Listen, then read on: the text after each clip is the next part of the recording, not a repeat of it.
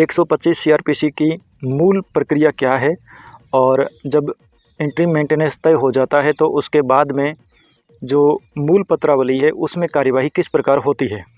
तो दोस्तों, आपको इस वीडियो को अच्छे से समझना है। सामान्यतः देखा जाए तो प्रावधान को छोड़कर घरेलू हिंसा की धारा 12 और 125 सीआरपीसी की मूल पत्रावली यानी जो मूल फाइल है, इनकी कार्यवाही लगभग एक जैसी होती है। आपको इस वीडियो में हम जितना संभव हो सके उतना हम बताने की कोशिश करेंगे, बाकी आप हमें कमेंट करके बता सकते हैं। सबसे पहले हम दोस्तों विषय सूची देख लेते हैं। सबसे पहले हम देखेंगे 125 सीआरपीसी की भूमिका क्या है, वह इसका दुरुपयोग कब माना जाएगा। अंतर्वर्ती या जिसको हम कहते हैं इंटरलोक्यूटरी या विविध प्रार्थना पत्र जो इस समस्त कार्यवाही के दौरान पेश होते रहते हैं, चाहे वो प्रार्थिया द्वारा पेश किए गए हो या आपके द्वारा यानी रेस्पोंडेंट के द्वारा उसका जवाब दिया जाना हो या रेस्पोंडेंट द्वारा पेश किया गया हो, जिनको हम आपत्ति प्रार्थना पत्र भी कह सकते हैं, या फिर कुछ छोटे मोटे ऐसे प्रार्थना पत्र जो बीच कार्रवाई में लगते रहते हैं, उनको हम इंटरलोक्यूटरी या विविध प्रार्थना पत्र कहते हैं। इनको जब कार्रवाई चलती है तब मूल पत्रावली के डिस्पोजल से पहले इनको डिस्पोज करना होता है और ये न्यायालय पर निर्भर होता है। उसके बाद हम देखेंगे 125 सीआरपीसी का मूल जो प्रार्थना पत्र है उसमें क्या प्रक्रिया होती है। मुख्यतः हम ये देखेंगे कि यह प्रक्रिया पूर्ण की जाती है और फाइनल किस प्रकार आदेश किया जाता है और उसका अंतरिम भरण पोषण के ऊपर क्या प्रभाव पड़ता है। 125 सीआरपीसी में आय का जो शपथ पत्र है, इसके संबंध में छोटा सा विश्लेषण करेंगे। को किस प्रकार जवाब देना है, 125 सीआरपीसी का जो मूल प्रार्थना पत्र है उसका जवाब आपको किस प्रकार देना है। इसमें हम संक्षिप्त जो भी टिप्पणी है वही करेंगे। एक अलग से वीडियो बनाएंगे जिसमें जवाब किस प्रकार किसी भी केस का कैसे फाइल किया जाता है वह हम आपको अलग से बताएंगे, क्योंकि नहीं तो ये वीडियो बहुत लंबा हो जाएगा। लेकिन आपको समझ में आ जाए इतना हम इस वीडियो में आपको बता देंगे कि जवाब कैसे लिखते हैं। साक्ष्य व बहस, इसके संबंध में क्या सावधानियाँ आपको देखनी है या आपको क्या सावधानी रखनी है वो हम बताएंगे। अन्य सावधानियाँ क्या क्या है वह हम डिस्कशन करेंगे। दोस्तों, जब 125 सीआरपीसी का यानी भरण पोषण का केस किसी भी महिला के द्वारा कोर्ट में फाइल किया जाता है, इसका मतलब ये है कि कोर्ट से ये प्रार्थना कर रही है कि वह असहाय है, खुद को मेंटेन नहीं रख सकती और उसके माता पिता भी गरीब हैं जो उसको सहारा नहीं दे सकते, इसलिए हमें भरण पोषण दिया जाए, क्योंकि हम तो उतना भी नहीं कमा पा रहे हैं जिससे हमारा गुजारा चल सके। तो यह एक प्रकार की दया है जिसमें आप ये मान सकते हो कि वह कोर्ट से या अपने पति से भीख मांग रही है, जहाँ लोग अपना कर्तव्य पूरा नहीं करते तो उस कंडीशन में ये दिया जाता है। आप इसको यदि पति की तरफ से इस प्रकार का कोई भरण पोषण दिया जाता है तो ये एक दान के स्वरूप में होता है। इसको हम हक नहीं कह सकते, ये हक नहीं है। न्याय में यदि आप कानून की भाषा की बात करो तो ये भरण पोषण है, ये किसी को सज़ा देने के लिए नहीं है, ऐसा न्यायालय कहता है। लेकिन हमारी नज़र में ऐसा कुछ नहीं है, ये एक दान है जो कोर्ट दया स्वरूप पत्नी को प्रदान करता है और पति की नज़र में वह एक भीख दे रहा है, क्योंकि उसके बदले में उसको कुछ मिलने वाला नहीं है। जो व्यक्ति कमा रहा है, भरण पोषण दे रहा है, वह अपना कर्तव्य निभा रहा है। यह कोर्ट द्वारा महिला को उसके मांगने पर ही मंजूर किया जाता है, इसलिए यह एक भीख है। भरण पोषण का केस पुरुष को मजबूत और महिला को विकलांग बनाता है। आपको शायद ये पॉइंट समझ में नहीं आएगा, लेकिन आप यदि ध्यान से सोचेंगे तो आपको पता चलेगा कि भरण पोषण देने की शक्ति यदि किसी पुरुष के अंदर आ जाती है तो वह बहुत मजबूत बनता है, लेकिन महिला विकलांग बन जाती क्योंकि फ्री का पैसा अनावश्यक खर्चे बढ़ाता है। और ये केस ऐसा है, ये भरण पोषण कभी भी बदल सकता है। वहाँ पर वो महिला विकलांग हो जाएगी, फिर उसको उस खर्चे का बहुत बड़ा खामियाजा भुगतना पड़ेगा और वह विचलित हो जाती है। न्यायालय चाहे कितना भी भरण पोषण आदेश कर दे, चाहे कैसे भी वो आदेश कर दे, जज का अपना दृष्टिकोण कुछ भी हो सकता है, लेकिन हमारी नज़र में यदि पढ़ी लिखी अयोग्य महिला को भरण पोषण कोर्ट द्वारा दिया जाता है तो यह कानून का दुरुपयोग है। अयोग्य महिला का मतलब ये होता है कि धारा 125 सीआरपीसी की उपधारा 4 को नज़रअंदाज करते हुए दिया जाना, जो कि आजकल कई सारे कोर्ट कर रहे हैं। व्यवसाय या कार्य से आय अर्जित करने वाली महिला भरण पोषण ले रही हो, यदि कोई महिला व्यवसाय कर रही है, कोई महिला जॉब करती है, उसको आय अर्जित हो रही है, लेकिन बावजूद इसके कोर्ट से वह भरण पोषण झूठ बोलकर लेती है कि उसकी कोई कमाई नहीं है, वह अपना भरण पोषण करने में असमर्थ है, तो यह 125 सीआरपीसी की धारा का दुरुपयोग है। हमारे यहाँ बहुत सारे ऐसे जज बैठे हैं जिन्होंने खुली छूट दे रखी है महिलाओं को कि वह 125 सीआरपीसी की धारा का दुरुपयोग कर रहे हैं वह उस महिला तक को भरण पोषण दे रहे हैं। हमने ऐसे कई आदेश देखे हैं जहां पर पति कमा रहा है, पत्नी उससे ज़्यादा कमा रही है, लेकिन फिर भी पैसा देने का आदेश दिया गया है कि पत्नी है तो आपको पैसा देना है क्योंकि वह पत्नी है। उसमें यह कहीं नहीं लिखा है कि वह अपना भरण पोषण करने में असमर्थ है, ऐसा प्रतीत होता हो, लेकिन फिर भी उसको भरण पोषण दिया जा रहा है। ये हमारे जो छेद पूजक जज हैं इनकी मानसिकता है। न्यायपालिका में जो एक विचारधारा बनी हुई है, क्योंकि इसमें अभी जितने भी जज हैं इनकी उम्र 50 साल से ऊपर हैं। इन लोगों ने जो ज़माना देखा है वो अलग था। अब आजकल जो ज़माना चल रहा है वहाँ पे हालत ये हो गई है कि एक महिला बिना वीज़ा के भारत देश में आ रही है और वो मीडिया में इंटरव्यू दे रही है। कानून टूट गए, सबको पता है, लेकिन एजेंसियाँ जासूसी के एंगल से जांच कर रही है। कानून तो आपका टूट गया, आप सज़ा देने के बजाय उस महिला को इतना बढ़ावा दे रहे हो। इसकी जगह पे यदि कोई पुरुष आता तो मुझे लगता है वो आतंकवादी करार दे दिया जाता और किसी को पता भी नहीं चलता कि वो कौन सी जेल में है। मीडिया तो बहुत दूर की बात है। तो दोस्तों, ये कानून के दुरुपयोग का और न्यायपालिका के पतन की एक शुरुआत है। हमारी न्यायपालिका इसमें जंग लग चुका है, इसलिए आपको खुद को सावधान रहने की ज़रूरत है। बाकी हम इस वीडियो के अंत में आपको बताएंगे कि आपको क्या करना चाहिए। 25 CRPC के मूल प्रार्थना पत्र में क्या क्या प्रक्रिया होती है, लेकिन प्रक्रिया में जाने से पहले आपको क्या क्या चीज़ें ध्यान रखनी है। आप खुद यदि इस केस को लड़ रहे हैं तो आपको क्या तैयारी करनी है। आप अपने वकील की हेल्प कर सकते हैं। आपको छोटे से कुछ पॉइंट बता रहा हूँ, आपको इनको ध्यान रखना है और आपको इसी हिसाब से एक तैयारी करनी है। 125 CRPC की धारा का पहले आपको अध्ययन करना है। कई लोग ऐसे हैं जो धारा पढ़ते ही नहीं हैं। आपका मैटर 125 CRPC का चल तो रहा है, लेकिन आपने कभी धारा ही नहीं पढ़ी है। तो आप धारा पढ़िए और आप ये तय कीजिए कि उसकी धारा की जो भावना है वो क्या कहती है। आपको उसका एक नोट बनाना है। धारा तो बहुत सारी होगी, बहुत सारे पॉइंट होंगे। आपको एक मूल भावना लिखनी है कि इस धारा में ये चीज़ कही गई है। जैसे यदि 125 CRPC का एप्लीकेशन फाइल होता है तो कई तरह के आरोप लगाए जाते हैं। दहेज मांगा, मारपीट किया, सब कुछ किया, लेकिन लास्ट में जो रिलीफ मांगा जाता है उसमें ये लिखा होता है कि हमें भरण पोषण दिया जाए, क्योंकि इसमें दहेज वाले आरोप वगैरह इनका कोई लेन देन नहीं है। इसमें सिर्फ एक ही चीज़ आती है, पति कितना कमाता है, पत्नी कितना कमाती है, क्या क्रूरता हुई है, नहीं भी हुई है तो क्या पति इतना सामर्थ्य रखता है कि वह भरण पोषण दे सके पत्नी को। बस यही इसकी भावना है। आपको यह पढ़नी है, इसका अध्ययन करना है और एक नोट बनाना है। नोट का मतलब ये होता है आपको 3 सवाल का जो है जवाब इस धारा के अनुसार तैयार रखना है। धारा 125 CRPC में ग्राउंड्स लिखे हुए हैं कि मेंटेनेंस कब नहीं दिया जा सकता और मेंटेनेंस कब दिया जा सकता है। दूसरा, आपको 125 CRPC के मूल प्रार्थना पत्र में पिटीशन के तथ्यों, उनकी परस्पर विरोधाभासी संदेहजनक वाक्यों पर गौर करें।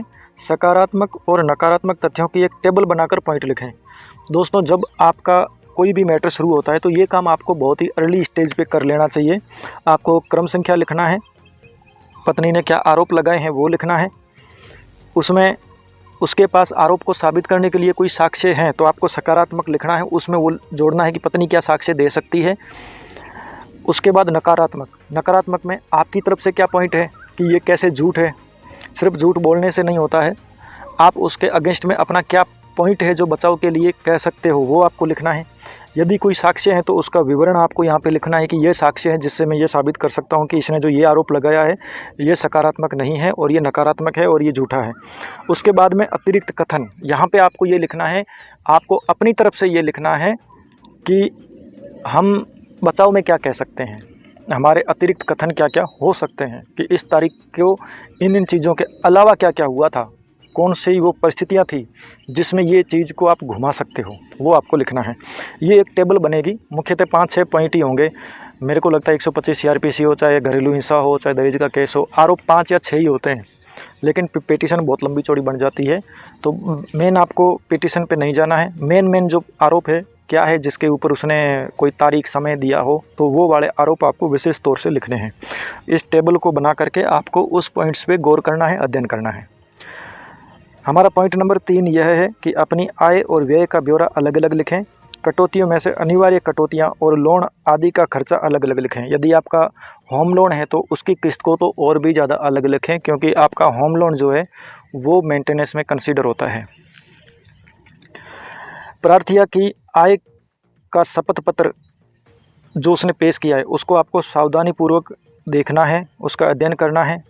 अपने पक्ष की मजबूती पर विचार करें, कुछ नया सोचें और विचार करें। हमेशा आपको एक आइडिया जो आपको लगता है कि मेरा ये नया आइडिया है, उसके ऊपर आपको विचार करना है, जिससे कि जज को ये लगे कि ये कुछ अजीब है, इस पे ध्यान देना चाहिए। आपको उस पॉइंट पे ज़्यादा विचार करना है। और प्रार्थना की आय का जो शपथ पत्र है वो आपके मेंटेनेंस के मामले में बहुत ज़्यादा इम्पोर्टेंट और महत्वपूर्ण भूमिका निभाता है। अपने पक्ष को मजबूत बनाने वाले तथ्य गूगल नेट पर सर्च करें। 6-7 दिन तक आराम से अपना ज्ञान बढ़ाते रहें और पॉइंट नोट करते रहें। इतना समय होता है कि आप ये काम आराम से कर सकते हैं। रिलैक्स मोड में जाइए, टेंशन लेके मत जाइए। यदि जज को पता चल गया कि आप टेंशन में जी रहे हैं और इस केस से आपको डर लगता है, तो वह आपको और डराने की कोशिश करेगा। अपने आप को वकील की भूमिका में रखकर खुद विश्लेषण करें। आप खुद सोचिए कि यदि आप खुद वकील होते और अपना केस खुद लड़ रहे होते तो आप क्या करते। आप एक बात हमेशा ध्यान रखिए, कोई भी वकील आपसे ज़्यादा आपके केस में मेहनत नहीं कर सकता। इस केस में ऐसा कुछ भी नहीं है कि आप खुद नहीं लड़ सकते। यदि संभव है तो आप खुद ही इस केस को लड़ लीजिए। कोई हार्ड फास्ट कुछ नहीं है, आप इतने पढ़े लिखे हैं, आप अपना केस खुद लड़ सकते हैं। उत्तरवर्ती या इसको बोलते हैं इंटरलोक्यूटरी या विविध प्रार्थना पत्र, इनका जवाब कैसे देना है। दोस्तों, कोर्ट में पेश करने वाले रिप्लाई प्रार्थना पत्र का एक रफ फॉर्मेट तैयार करें। दोस्तों, हमने हमारे कई वीडियो में आपको ये बताया है कि कोर्ट में जितने भी प्रार्थना पत्र पेश होते हैं उनका एक रेडीमेड फॉर्मेट है। आप हमारे किसी भी वीडियो में आप देख लीजिए, वहाँ पे आपको वो मिल जाएगा। वह फॉर्मेट ही आपको यूज़ करना है। यदि आपको प्रार्थना की आय शपथ पत्र में कोई कमी नज़र आ रही है तो आपत्ति प्रार्थना पत्र फाइल करके नया शपथ पत्र मांगे।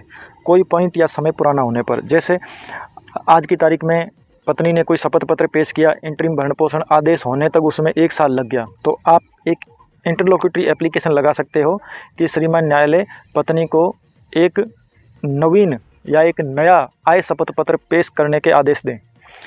टॉपिक में भी आप इतना ही लिख दीजिए। उसके बाद पैरा 1 में आप लिख दीजिए कि जो पहले आय का शपथ पत्र दिया था इस तारीख को दिया था।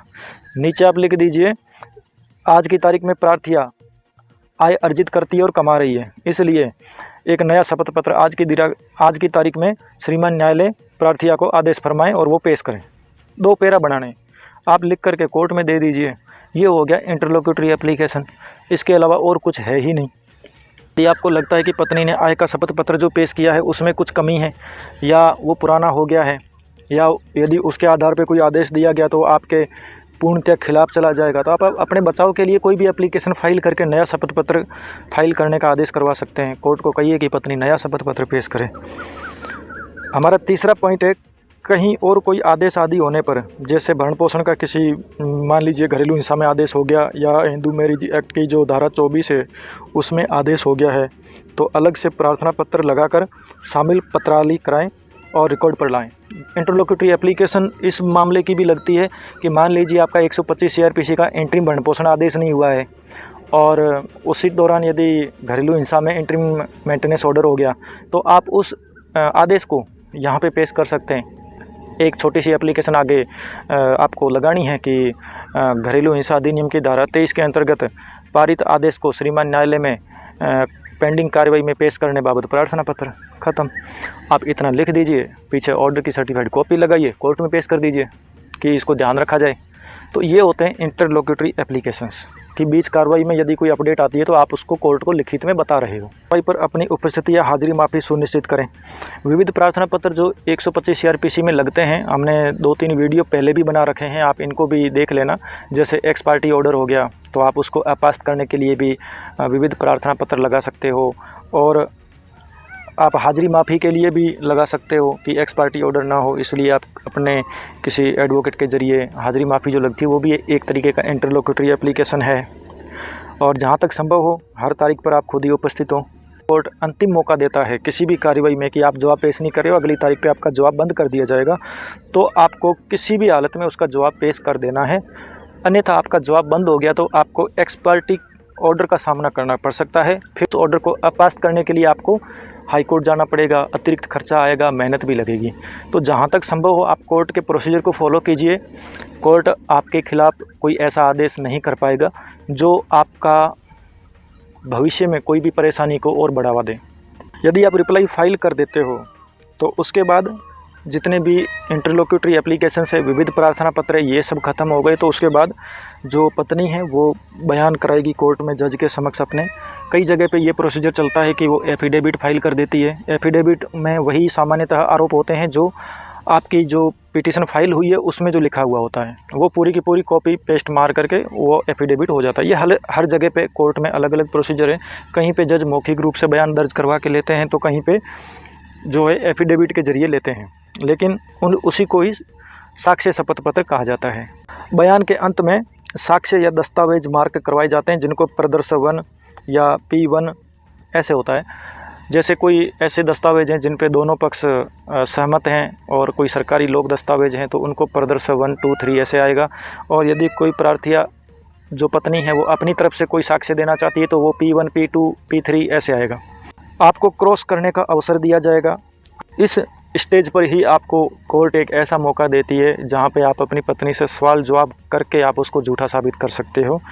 यदि आप विचलित होते हो, आप भावनात्मक रूप से कमज़ोर हैं, तो आप क्रॉस कभी भी पत्नी का खुद ना करें, किसी अनुभवी वकील से ही कराएं। बहस के दौरान अपने पॉइंट संक्षिप्त में क्रमशः कोर्ट में रखें, अपने पक्ष में न्यायिक दृष्टांत आदि पेश करें।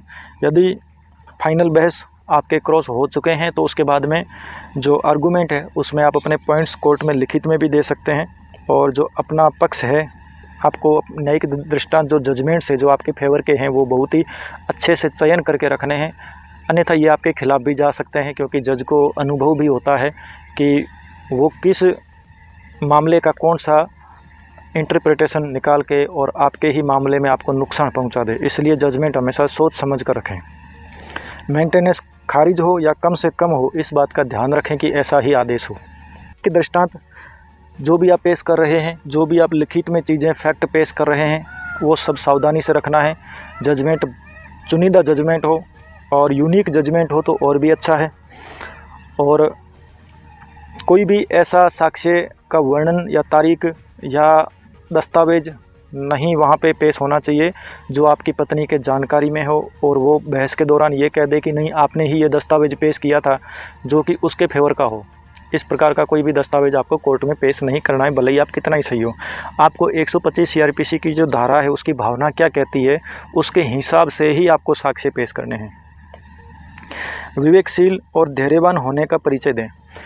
पूरी संपूर्ण प्रक्रिया के दौरान चाहे आप कितने भी विचलित हो, कितने भी आपको गुस्सा आ रहा हो, आपको कोर्ट से नाराज़गी हो, लेकिन आपको धैर्यवान होना है। कई बार हम जब कोर्ट जाते हैं तो हमको पता चल जाता है कि किसने किस मामले में क्या गलती की है। हमें दूसरों की गलतियों से भी सीखना है और हमें खुद अपनी गलतियों से भी सीखना है, और हमेशा अध्ययन करते करते मामले में क्या हो रहा है, परिस्थिति अनुसार क्या जवाब दिया जाना उचित है, इन सब में हमेशा आपको सीखने की कोशिश करनी है। तैयारी रखें, उत्साही बने, इससे आत्मविश्वास आता है। यदि आपने पहले से ही तैयारी कर रखी है किसी मामले की तो आपका आत्मविश्वास एक अलग ही लेवल का होता है। तो कोशिश करें कि आप पहले से ही किसी भी मामले की तैयारी करके रखें। कुछ ऐसी परिस्थिति आ जाए कि आपकी उसके ऊपर कोई तैयारी नहीं थी तो आप कोर्ट से समय मांग लीजिए कि सर मैं कंफर्म नहीं हूँ, मैं अगली तारीख पे आपको कंफर्म करता हूँ। इसमें कुछ भी गलत नहीं है, हर कोई ऐसा करता है। उपहास से विचलित ना हो। कोर्ट में कई बार कोई व्यंग्य करते हैं, आपका मजाक उड़ाते हैं, या फिर आपके ऊपर कुछ ऐसी लाइन बोल देता है जिससे आप गुस्सा हो जाओ। इन चीज़ों पे आपको कंट्रोल रखना है, आपको विचलित नहीं होना है। आप हंस के जवाब दीजिए और आपको जज को ही इन चीज़ों के बारे में कहना है कि सर ये पार्टी मुझे ऐसा कह रही है जो मुझे सही नहीं लग रहा है, आप इनको मना कीजिए। आपको कोर्ट के अंदर किसी भी मामले में यदि कुछ भी होता है तो आप यदि ये कह दोगे ना कि मात्र आरोप है, कोई साक्ष्य नहीं है, इस प्रकार के झूठे आरोप के ऊपर यदि कोर्ट ज्ञान लेकर के कोई आदेश देती है तो ये कानून का दुरुपयोग है। ये एक कठोर दलील है। कानून का दुरुपयोग होने पर कोर्ट मूक दर्शक बनकर नहीं बैठ सकता। कोर्ट दलाल नहीं है। कई बार 125 CRPC में कोर्ट पैसा देने का आदेश जब देता है तो ये कहते हैं जज कि हम आपको क्यों सुने, क्योंकि आप तो झूठे हैं, आपने अपनी पत्नी को परेशान किया है। तो आपको ये कहना है कि कानून का दुरुपयोग हो रहा है। कोर्ट मूक दर्शक बनकर नहीं बैठ सकता। कोर्ट कोई दलाल नहीं है कि मेरे से पैसा लेके उसको देने की कोशिश करा, ये लूट है, पत्नी कमा रही है, ये साक्ष्य हैं। इस प्रकार के आपको जवाब देने हैं, लेकिन आपको विवेकशील होकर जवाब देने हैं। आपको ये भी कहना है कि कोर्ट को न्याय की भूमिका में रहना चाहिए, न कि दलाल की भूमिका में।